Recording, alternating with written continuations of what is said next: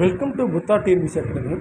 நடந்து முடிஞ்ச குரூப் 4 எக்ஸாம்லேருந்து தேவதாசிகள் முறை பற்றி கொடுத்துருக்காங்க, வாங்க பார்க்கலாம். இது வந்து கூற்று காரணம் அடிப்படையில் இருக்குது.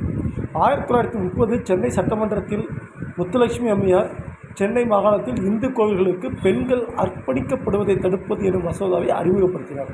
கரெக்ட். பின்னர் தேவதாசி ஒழிப்பு சட்டமாக மாறிய மசோதா பொட்டுக்கட்டும் சடங்கு நடத்துவது சட்டத்திற்கு புறம்பானது என அறிவித்தது. 2 ஸ்டேட்மெண்ட்டும் உங்களுக்கு கரெக்ட். ஆனால் 1930 இந்த மசோதா கொண்டு வந்திருந்தாலும் அப்போது இது நிறைவேற்றப்படவில்லை. அதுக்கப்புறமா ஓமந்தூரார் ஆட்சியில் 1947 அக்டோபர் 9ஆம் நாள் தேவதாசி முறைங்கிறது சட்டத்திற்கு புறம்பானதுன்னு சொல்லிட்டு அப்போ ஆட்சியில் கொண்டு வந்திருப்பாங்க, மறந்துடக்கூடாது. அப்போ தேவதாசி முறை பற்றி வேறு எப்படிலாம் கேள்வி கேட்கலாம். இது மசோதா கொண்டு வந்தது முத்துலட்சுமி ரெட்டியார், கரெக்ட். அதுக்கு தாக்கத்தை ஏற்படுத்துறது யாருனாக்க மூவலூர் ராமாமிர்தம் அம்மையார்.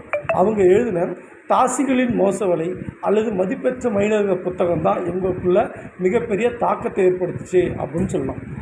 இதுக்கு யாரெல்லாம் உறுதுணையாக இருந்துச்சுன்னு பார்த்தோன்னா உங்களுக்கு பெரியார், திருவிக போன்றவர்கள் இந்த மசோதாவிற்கு உறுதுணையாக இருந்திருப்பாங்க, மறந்துடக்கூடாது. தேங்க்யூப்பா.